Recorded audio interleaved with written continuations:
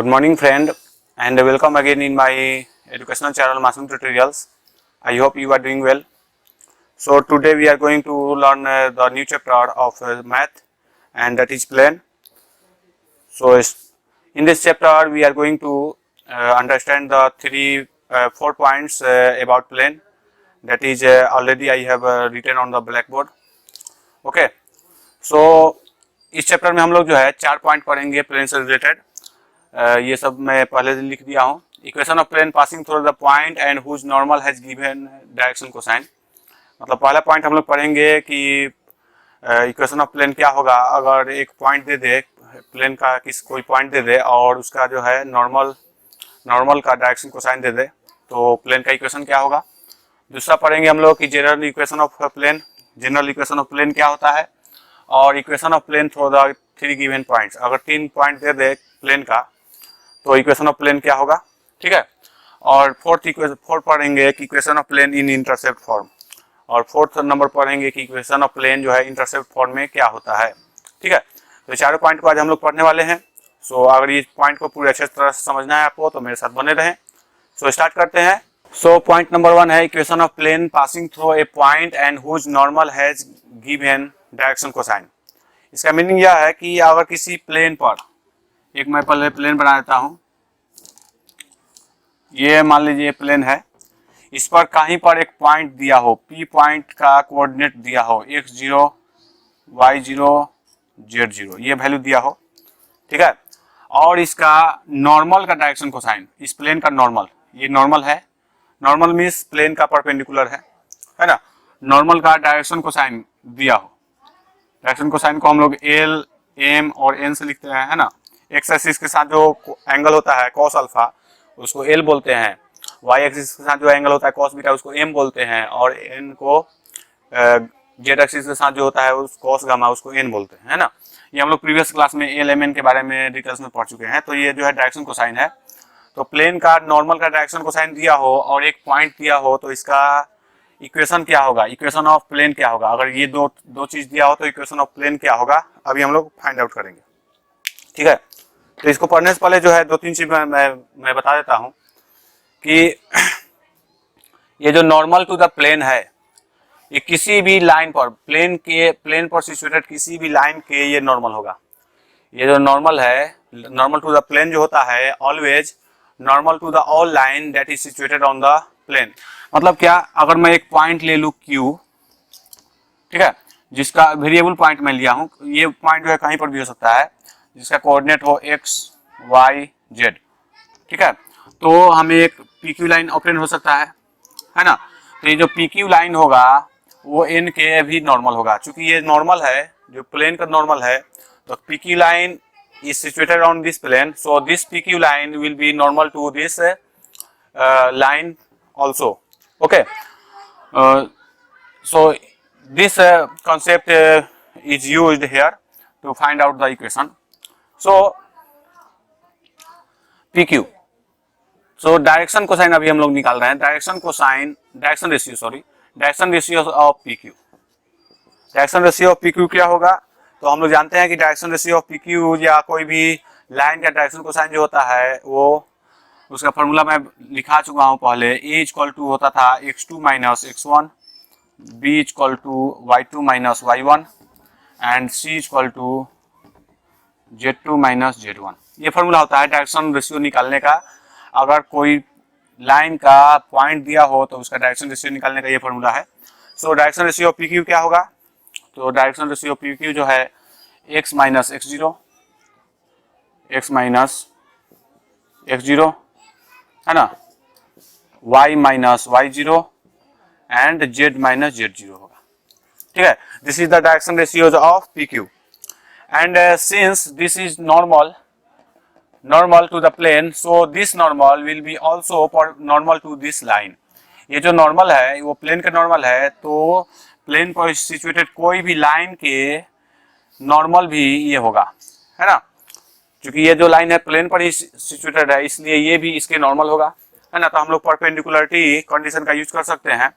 So according to perpendicularity condition,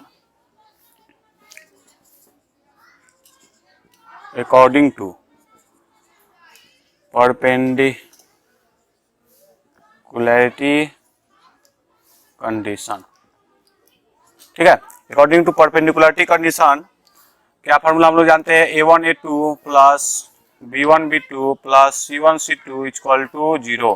ये perpendicular होने का कंडीशन है कि दो लाइन अगर परपेंडिकुलर हो एक दूसरे का तो a1 a2 plus b1 b2 plus c1 c2 equal to 0 होता है। ठीक है, तो एक तो लाइन हुआ पी क्यू और एक लाइन हुआ नॉर्मल, है ना। तो यहाँ पर a1 b1 c1 ये जो डायरेक्शन रेशियो है a1 b1 c1 ये मैं मान रहा हूँ इस नॉर्मल का direction ratio a1 b1 c1 हो अगर, तो चूंकि यहाँ पर डायरेक्शन कोसाइन दिया हुआ है तो direction cosine can be written as direction ratio. It means a1 will be L, b1 will be M and c1 will be N. We can write a1 is equal to L, b1 is equal to M and c1 is equal to N and a2 को जो है यह हो जाएगा ये b2, ये जो है c2 है। ठीक है, तो इस सभी को वैल्यू अगर यहाँ पर पुट करूंगा तो फॉर्मूला आ जाएगा L इंटू a2 की जगह पर पुट करूंगा x minus x0 plus y m, b1 की जगह पर m, b2 की जगह पर y minus y0 plus c1 की जगह पर n इंटू c2 की जगह पर z minus z0 equal to 0। चूंकि ये नॉर्मल प्लेन का नॉर्मल है तो इस लाइन का भी नॉर्मल होगा, तो नॉर्मल इस परपेंडिकुलर होगा, तो परपेंडिकुलरिटी कंडीशन के अनुसार जो है a1 a2 plus b1 b2 plus c1 c2 equal to 0 होता है। तो ये जो है हमें इक्वेशन आया, this is the equation of plane. Actually में this is the equation of plane whose one point is given and whose direction cosine of normal is given। अगर डायरेक्शन कोसाइन ऑफ नॉर्मल दिया हो और एक पॉइंट दिया हो तो ये फॉर्मूला होता है किसी भी प्लेन का। ठीक है, I hope you understand it. देखिए यहाँ पर L क्या है, डायरेक्शन कोसाइन है, L M N direction cosine है और हम लोग जानते हैं कि L का फॉर्मूला होता है a by root under A square plus B square plus C square, है ना। एक्चुअल में यहाँ पर प्लस माइनस होता है। एल एम इक्वल टू होता है B by root under plus minus A square plus B square plus C square and C equal to N equal to C by root under A square plus B square plus C square. ये formula होता है। मतलब क्या, L जो है find out कर सकते हैं कैसे, डायरेक्शन रेशियो दिया होगा, है ना। डायरेक्शन रेशियो दिया हो तो एल हम लोग फाइंड आउट कर सकते हैं। ठीक है, तो इसीलिए मैं एल के फॉर्म में भी लिख सकता हूं, है ना। लेकिन अगर किसी नॉर्मल का डायरेक्शन अगर रेशियो दिया हो, डायरेक्शन रेशियो अगर ए के फॉर्म में हो ए बी सी, अगर इसका direction ratio if direction ratio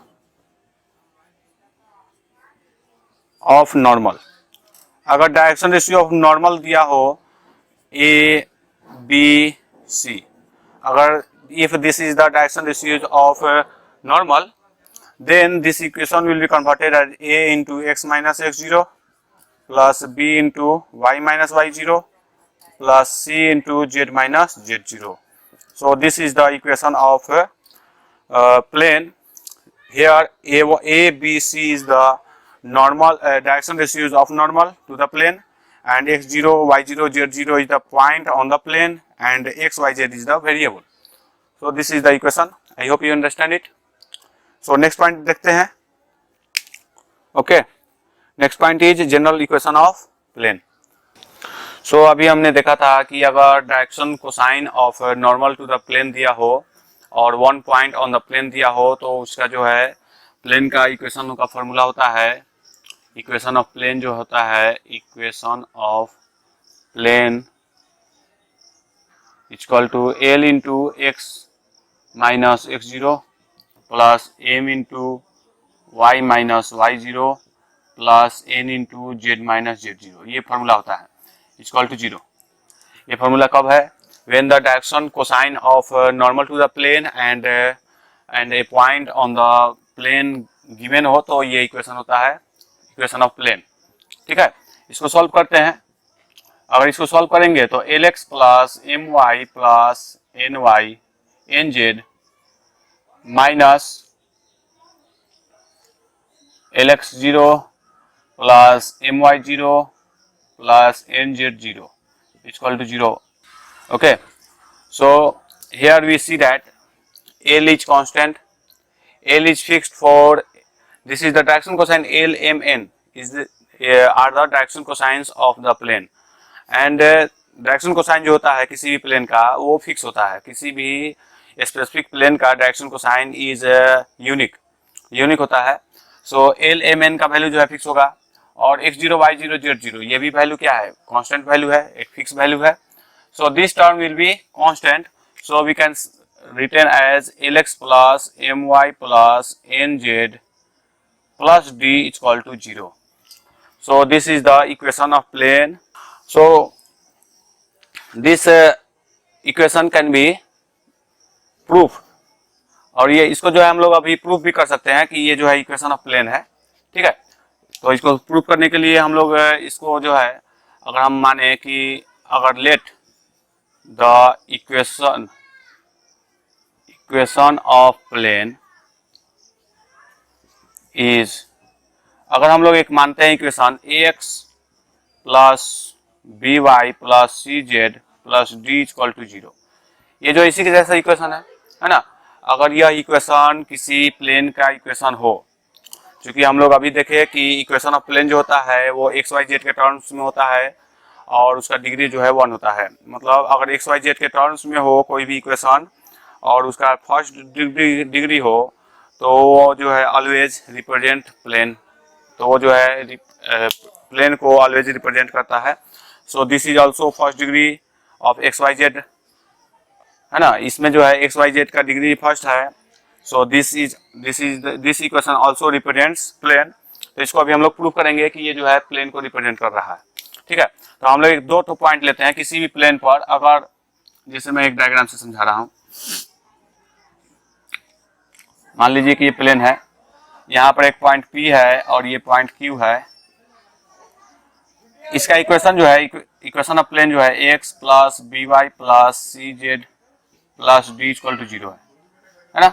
P का पॉइंट अगर हो x1 y1 z1 और Q का पॉइंट हो x2 y2 z2, और ये दोनों को मिला मिट कर दिया।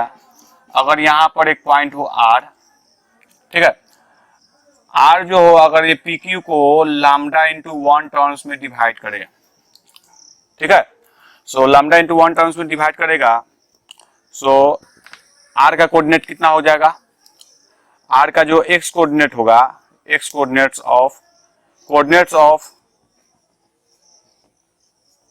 एक r, मैं पहले r का कोऑर्डिनेट फाइंड आउट कर रहा हूं। तो x इक्वल टू, हम लोग फॉर्मूला जानते हैं, lambda into x2, lambda x2 plus 1 into x1 by lambda plus 1, है ना।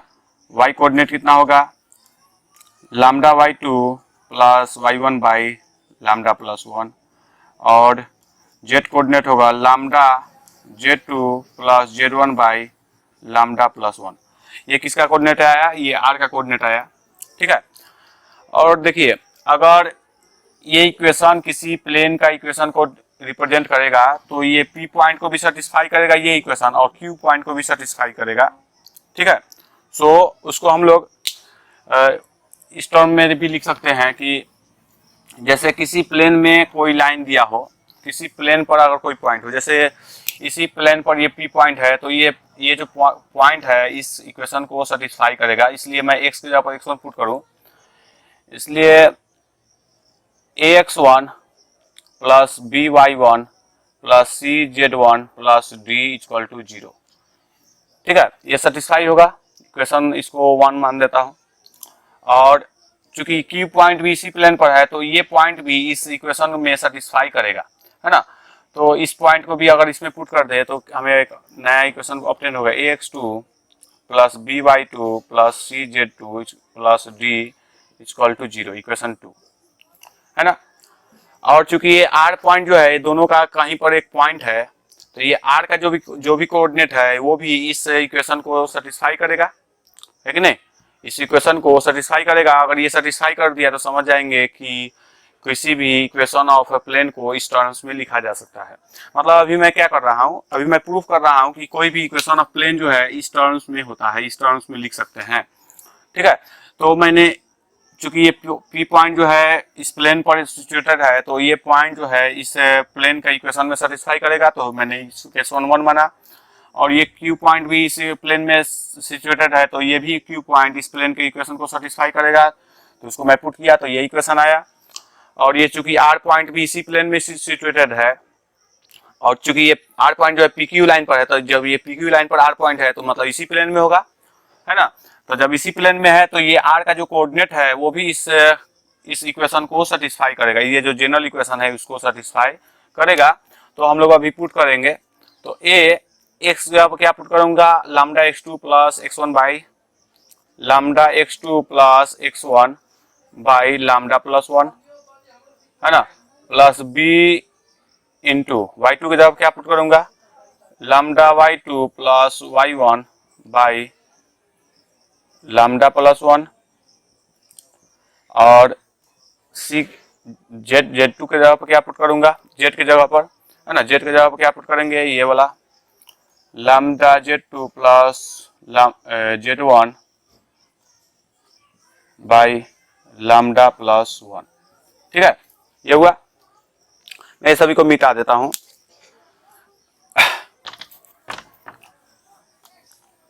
ये अभी मैं पुट कर रहा हूं, प्लस बी मैंने इस इक्वेशन में पुट कर दिया, और इसको अभी हमने वैल्यू कैलकुलेट करेंगे, देखते हैं कितना वैल्यू आता है।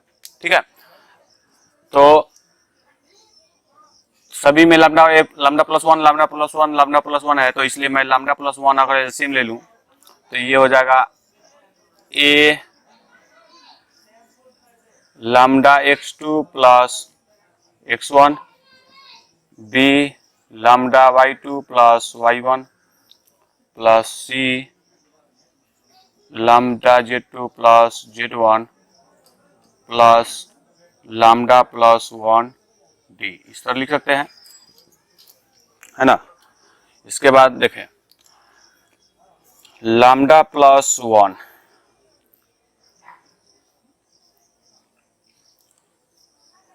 अगर लैम्डा मैं इसमें से कॉमन ले लूं तो क्या हो जाएगा, ए x2 प्लस बी, देखिए बी लैम्डा y2, तो लैम्डा बाहर लिख दिया हूं तो हो जाएगा बी y2 प्लस, इसमें से भी लैम्डा बाहर लिख दिया हूं तो ये हो जाएगा सी z2 प्लस लैम्डा डी होगा तो लैम्डा बाहर लिख दिया हूं तो डी, ऐसे लिख सकते हैं, plus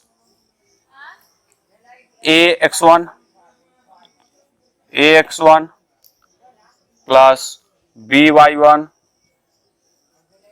plus c z1 plus d, है ना, ये हो सकता है। तो देखिए अभी हम लोग ऊपर में इक्वेशन, ये जो है ये कौन सा इक्वेशन है, इक्वेशन 2 है, और ये जो है इक्वेशन 1 है।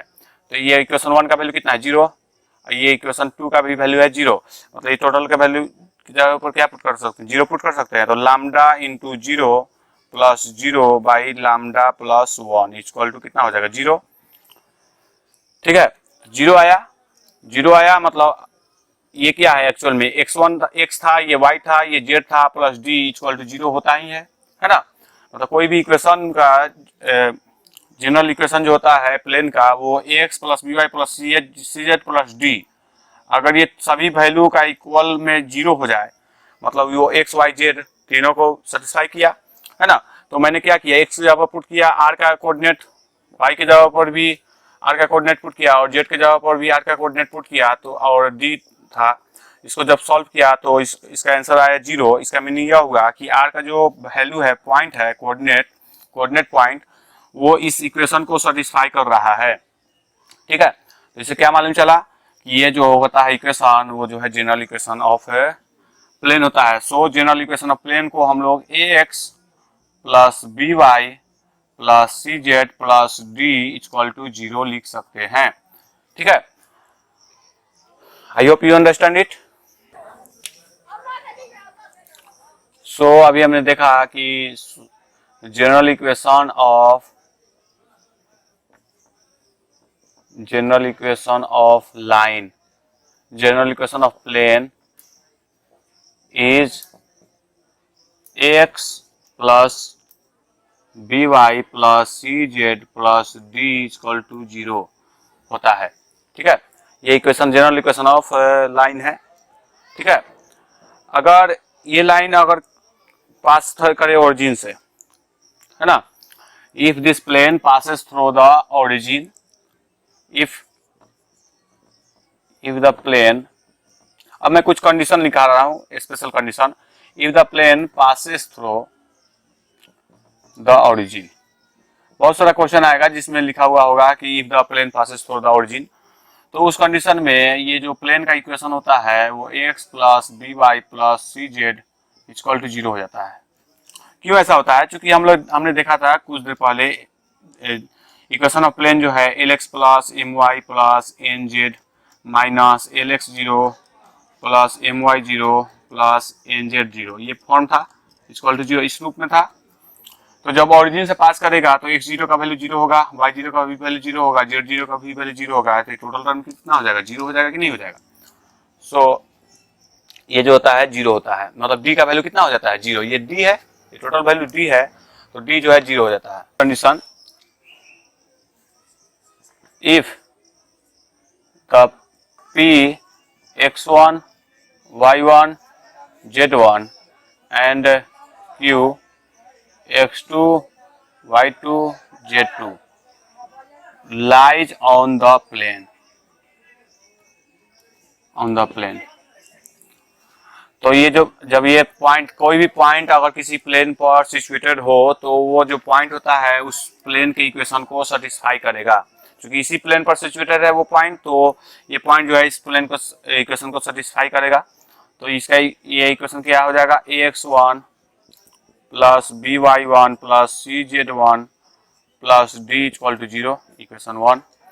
और चूंकि क्यू भी उसी प्लेन पर सिचुएटेड है, इसलिए हम लोग इसका इक्वेशन जो है ax2 plus b y 2 plus c z 2 plus d equal to 0, ये भी लिख सकते हैं। अगर मैं अब सब्सट्रैक्ट कर दूं, subtract equation 1 from 2, subtract equation 1 from 2 we gate,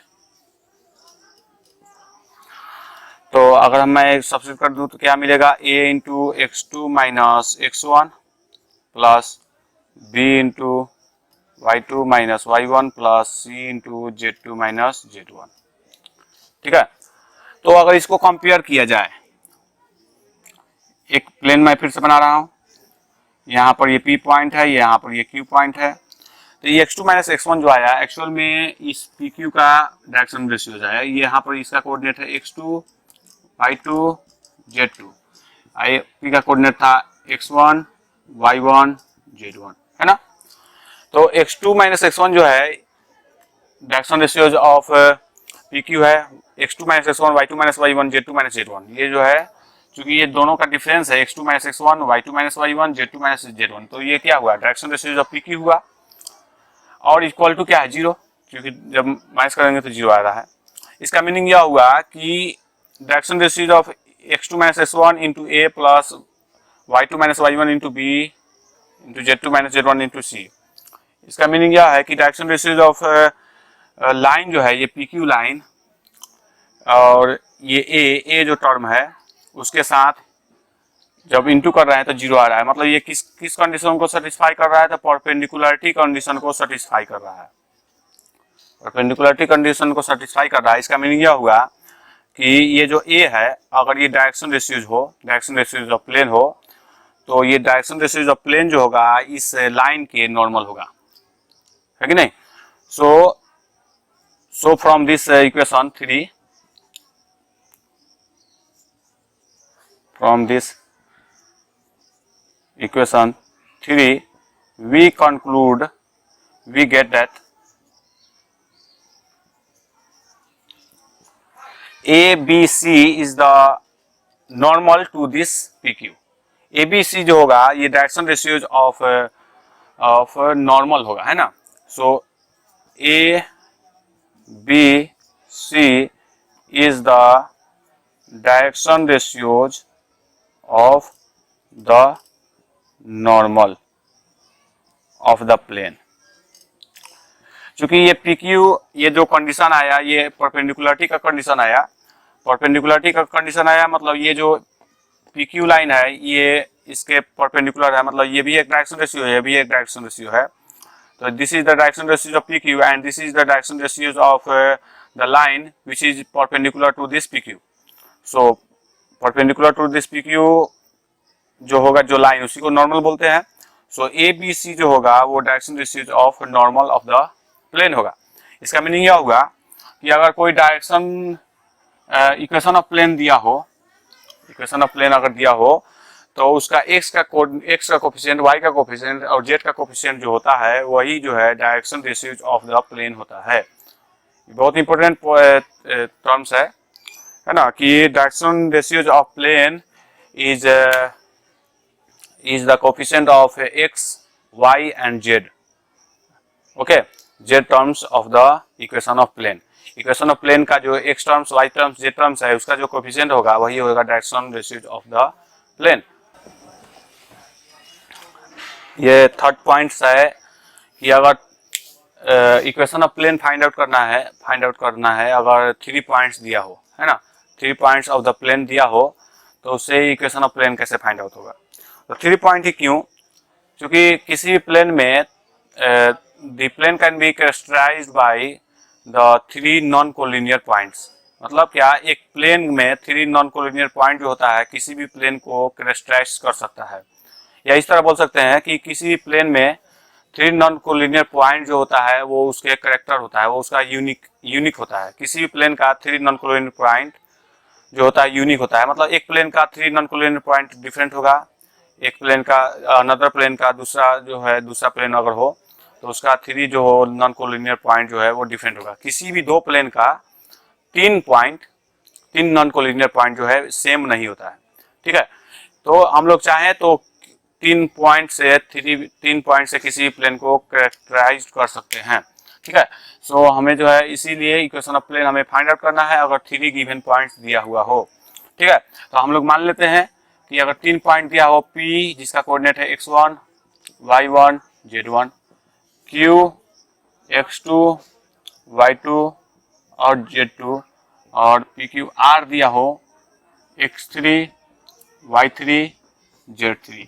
ये किसी भी प्लेन में 3 पॉइंट दिया हो, जैसे ये प्लेन है इसमें P पॉइंट दिया हो, Q पॉइंट दिया हो, R पॉइंट दिया हो। ठीक है, ये 3 पॉइंट दिया हो तो इस 3 पॉइंट से हम लोग चाहें तो एक equation of plane find out कर सकते हैं। ठीक है, उसी को अभी हम लोग देखेंगे। सो हम लोग जानते हैं कि इक्वेशन ऑफ प्लेन जो होता है, जनरल इक्वेशन ऑफ प्लेन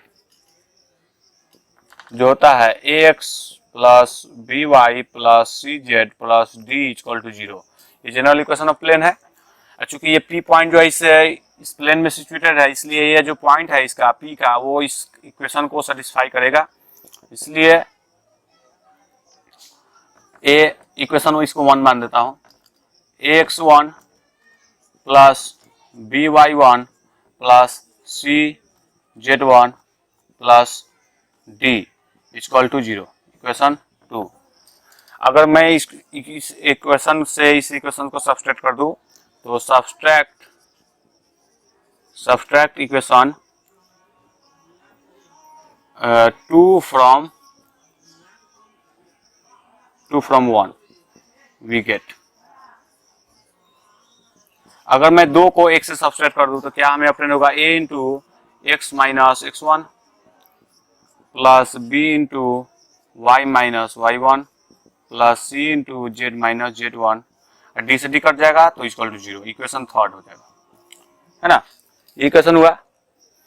अच्छा, ये पॉइंट भी इस इक्वेशन, ये जो Q पॉइंट है ये भी इस प्लेन में सिचुएटेड है, इसलिए अगर x जगह पर Q पुट करो लिखेंगे since Q x2 y2 z2 is also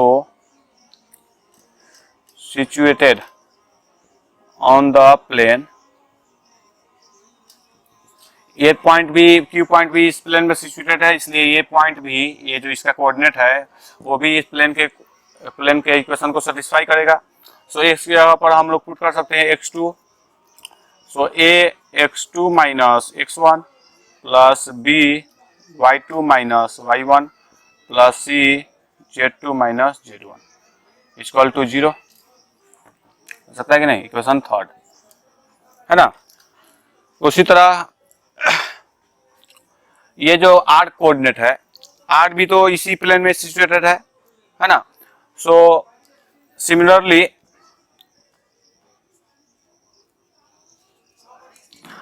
r coordinate r point is also situated on this plane।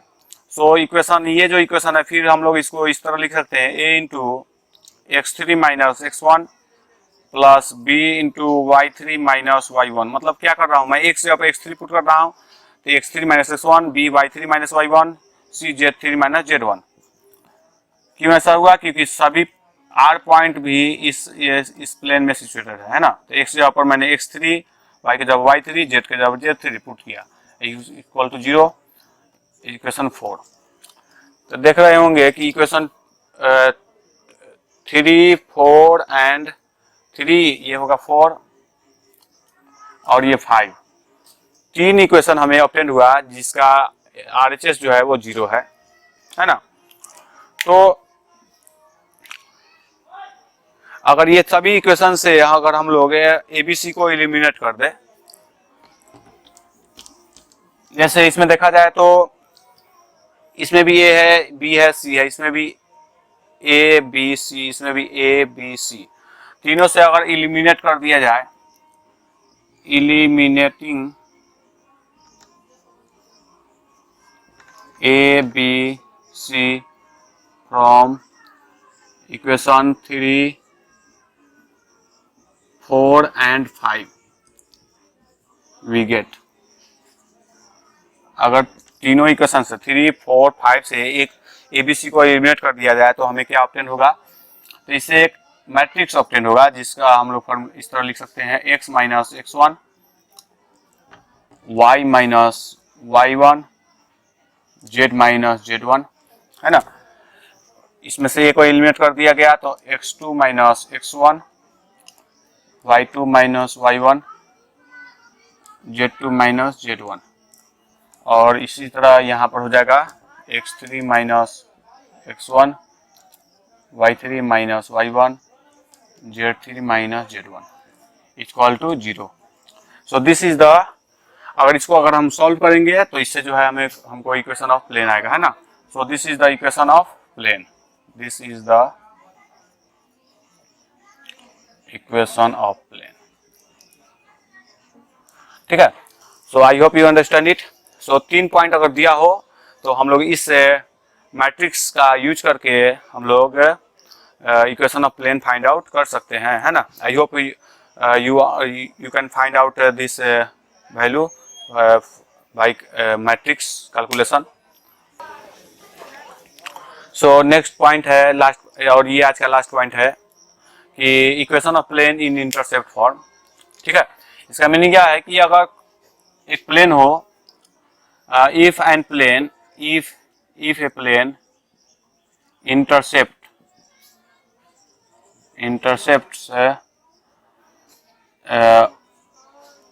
the 3 axis,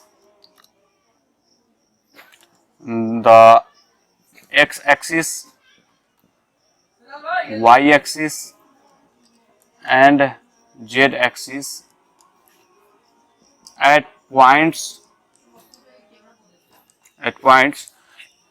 if a plane intercept the x axis, y axis and z axis at point, जैसे x axis पर अगर कोई interception होगा तो वहां पर a का value कुछ होगा, x का वैल्यू कुछ होगा, लेकिन y का वैल्यू जो है 0 होगा, z का वैल्यू 0 होगा। उसी तरह y एक्सिस पर जब इंटरसेप्शन होगा तो x का वैल्यू 0 होगा, y का वैल्यू कुछ होगा तो उसको मैं b मान रहा हूँ, z का वैल्यू 0 होगा। और ये z एक्सिस पर जो इंटरसेप्शन होगा वहां पर x का वैल्यू 0 होगा, y का वैल्यू 0 होगा और z का वैल्यू कुछ होगा तो उसको c मान रहा हूँ। तो if a plane intercept the x axis, y axis and z axis at a point this, okay, then, अच्छा ये जो पॉइंट आया एक्चुअल में क्या आया, ये x1 है, ये y1 है, ये z1 है, ठीक है, ये x2 है, ये y2, ये z2 है ना।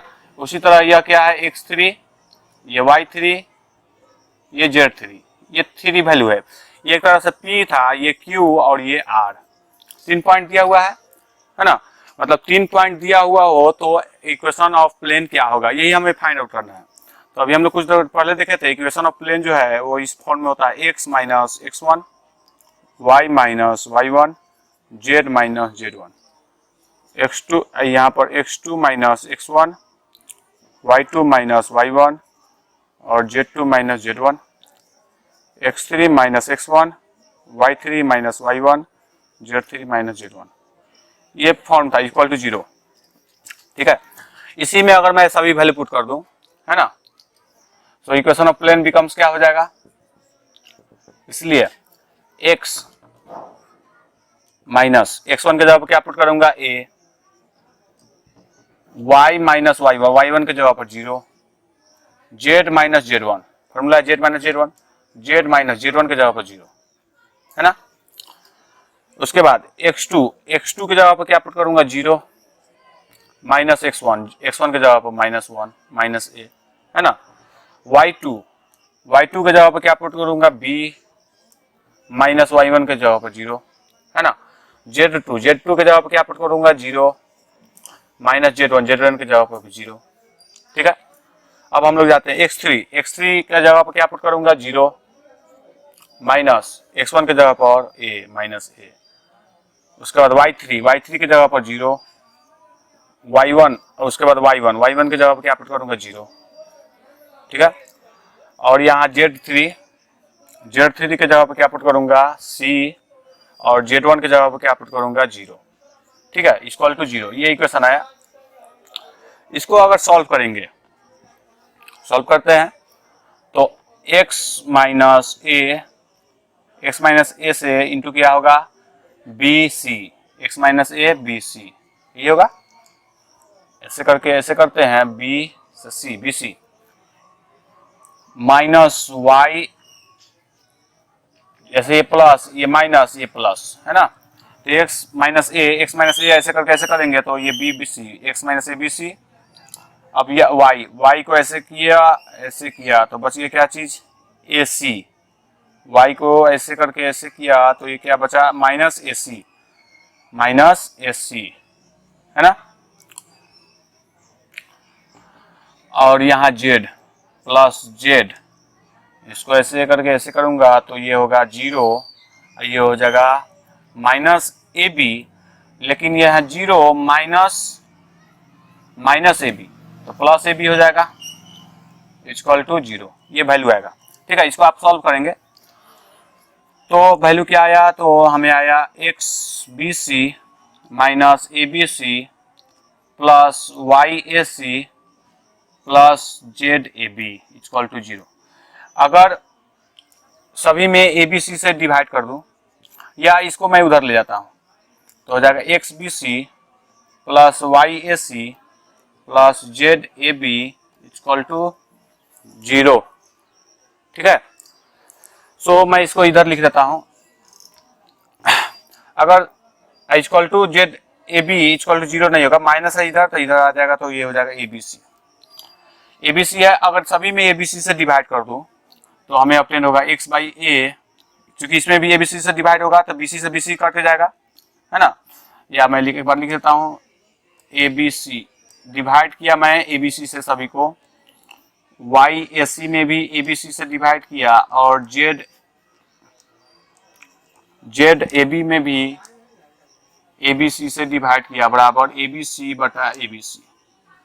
ठीक है, सभी में मैंने क्या किया, एबीसी से डिवाइड किया तो यहाँ पर बीसी से बीसी कट जाएगा, यहाँ पर एसी से एसी कट जाएगा, एबी से एबी कट जाएगा, यहाँ एबीसी से एबीसी कट जाएगा 1 टाइम्स। तो हमें ऑब्टेन हुआ x by a plus y by b plus z by c equal to 1। So this is the equation of plane in the intercept form. Intercept form means वो x axis को भी intercept किया, y axis को भी और z axis को भी। मतलब कोई अगर प्लेन हो जो x एक्सिस और y एक्सिस और z एक्सिस तीनों एक्सिस को कट करे तो उसका जो इक्वेशन का फॉर्मूला होता है x by a plus y by b plus z by c equal to 1 होता है।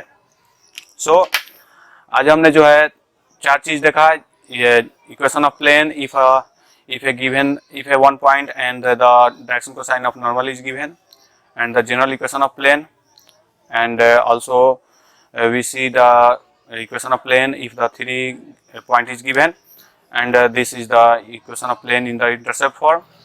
So tomorrow we will see what is the angle between two planes and the distance of a plane from the origin, and also we will see the equation of plane in normal form. So stay with me, and if you don't subscribe my channel, then subscribe my channel so that you will get the educational video every day. So thank you, have a nice day.